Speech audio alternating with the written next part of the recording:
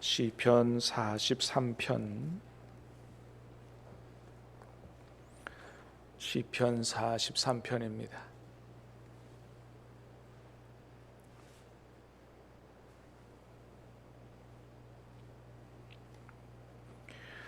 하나님이여, 나를 판단하시되 경건하지 아니한 나라에 대하여 내 송사를 변호하시며 간사하고 불의한 자에게서 나를 건지소서.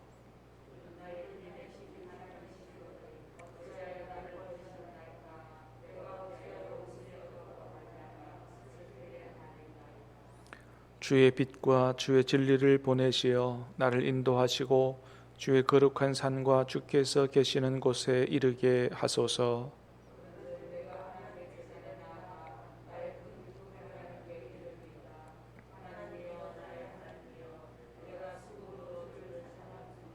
같이 읽습니다.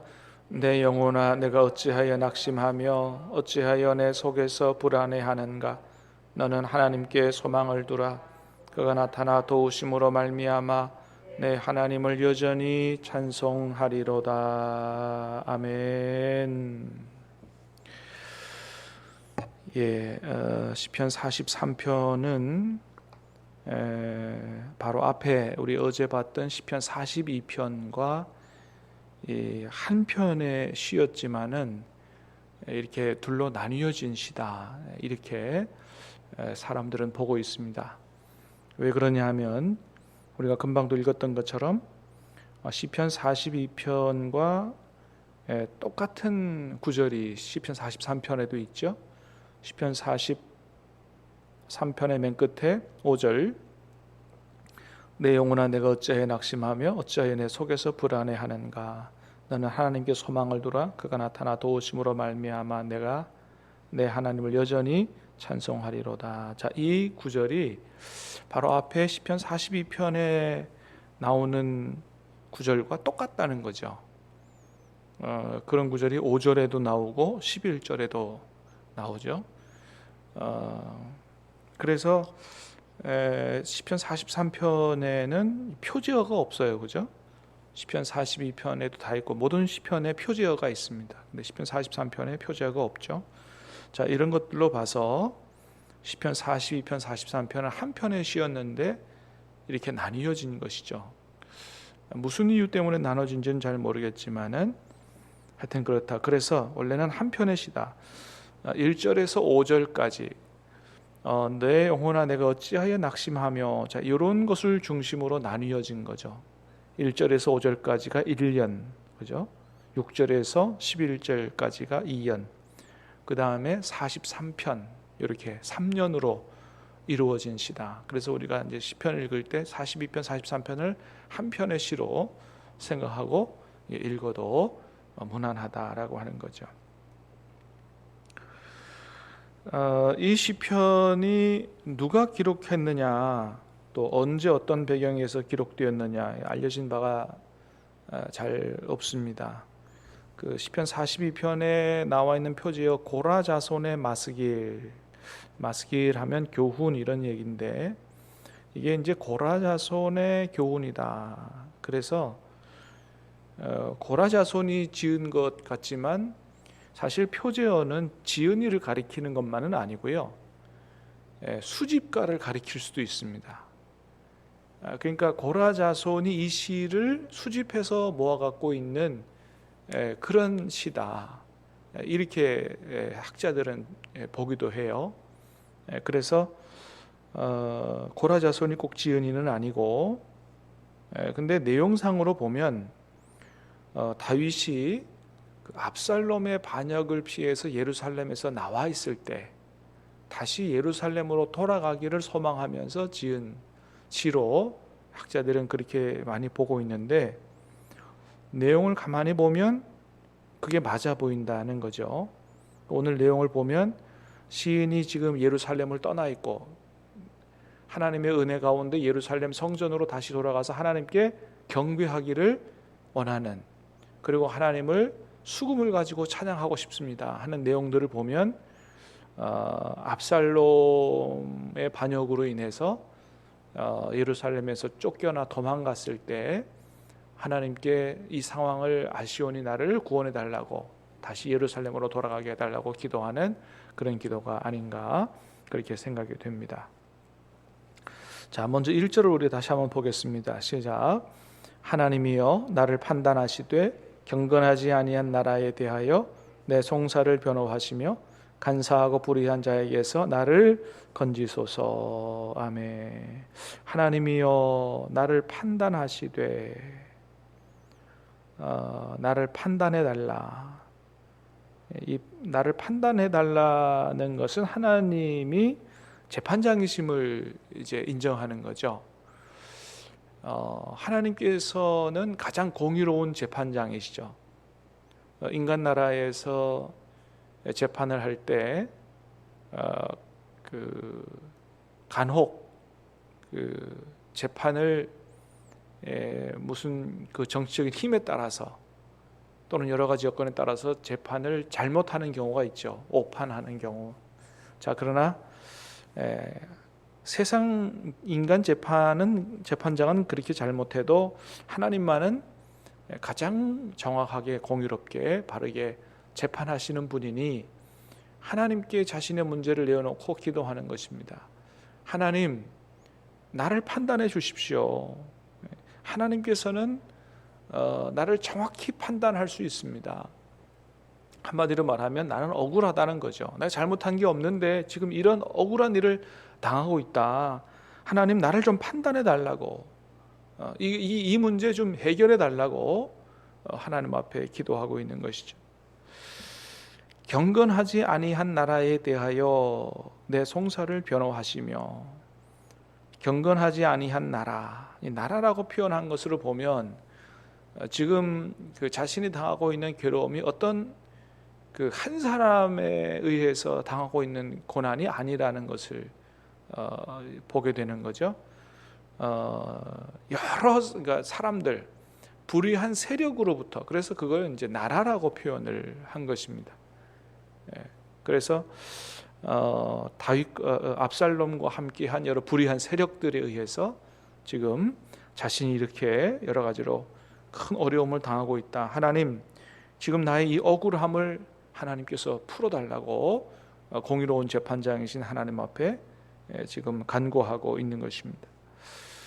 자, 그런데 오늘 본문의 내용을 보면 지금 불의한 세력으로부터 당하는 그런 고난보다도 이 시인이 더 고통스러워하고 아파한 부분이 있었던 것을 보게 됩니다. 그건 뭐냐?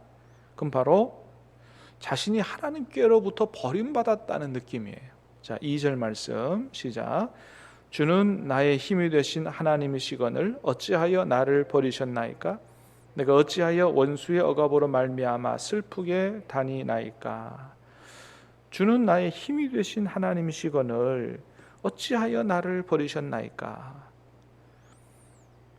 나의 힘이 되신 하나님께서 나를 버리지 않고서야 어찌 내가 이런 일을 당하느냐? 그렇죠, 여러분.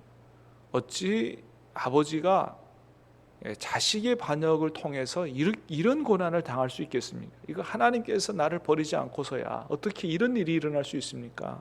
그런 거죠. 여러분, 그렇습니다. 지금 시인에게 있어서 가장 큰 고통은 바로 이거 같아요. 하나님께로부터 자신이 버림받았다는 느낌, 하나님과의 관계가 끝났다는 느낌. 여러분, 그렇습니다.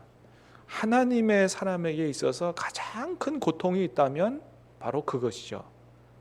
나와 하나님과의 관계가 끝장났다. 하나님과의 관계가 끊어졌다. 여러분, 하나님과의 관계가 끊어진 것으로 인해서 하나님께로부터 내가 버림받았다는 느낌 때문에 가장 고통스러워한 분이 계시죠.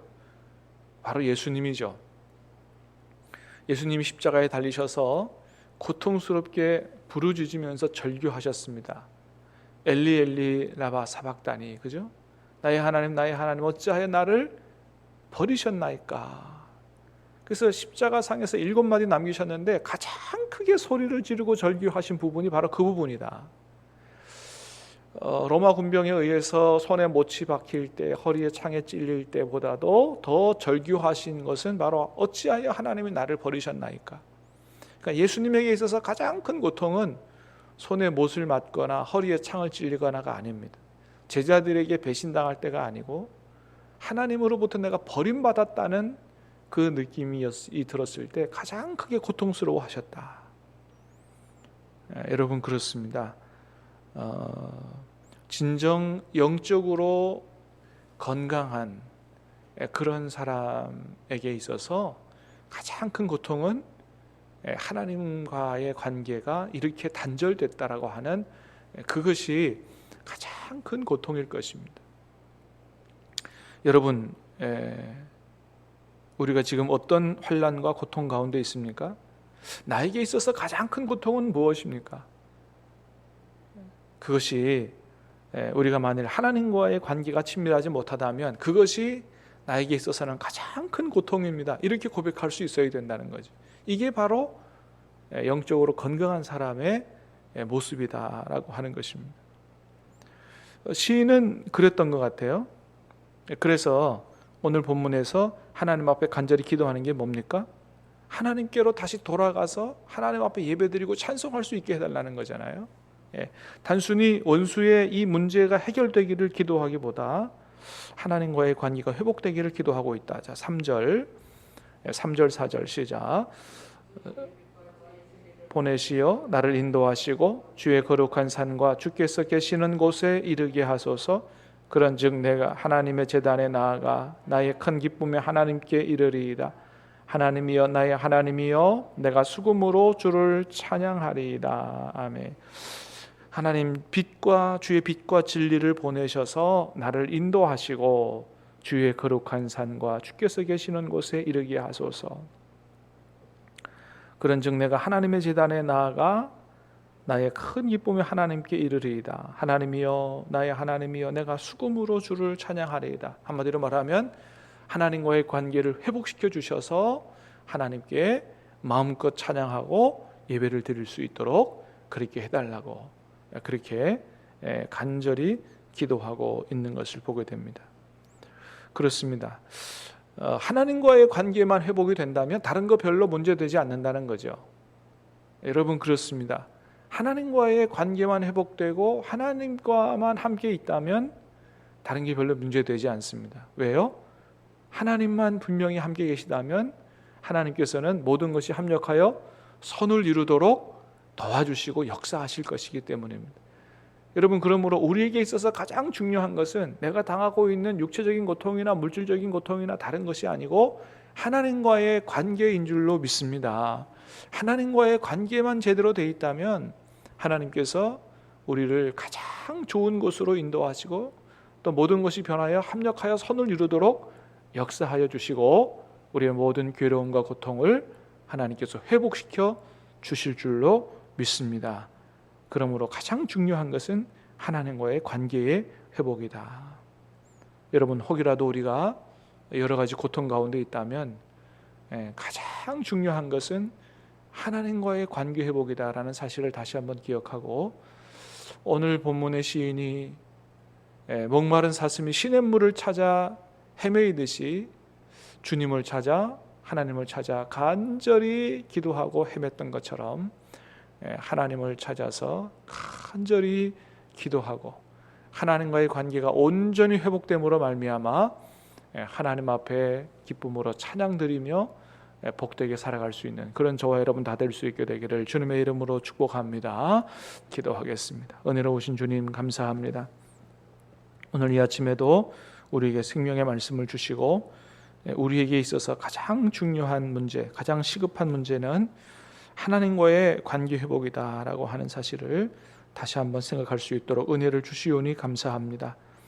비록 우리가 육체적인 질병 가운데 있더라 할지라도, 또 물질의 고통 가운데 있다 할지라도 하나님, 우리가 그것보다도 더 중요한 것은 하나님의 관계라는 사실을 생각하고 하나님과의 관계를 회복할 수 있도록 도와주시고, 하나님, 참으로 우리가 하나님을 만나고 하나님과의 관계가 회복되기를 목마른 사슴이 시냇물을 찾아 헤매이듯이 그렇게 간절히 소망하며 기도할 수 있는 하나님 우리에게 그런 믿음을 허락하여 주시고 오늘 이 아침 우리의 기도에 응답하여 주시옵소서. 지난날에 하나님과의 관계를 소원하게 했던 모든 죄악들을 하나님 앞에 회개하고 이제 하나님과의 관계를 온전히 회복하고 주님과 2021년을 새롭게 출발할 수 있는 복된 아침이 될 수 있도록 은혜 베풀어 주시옵소서. 예수님 이름으로 기도하옵나이다. 아멘.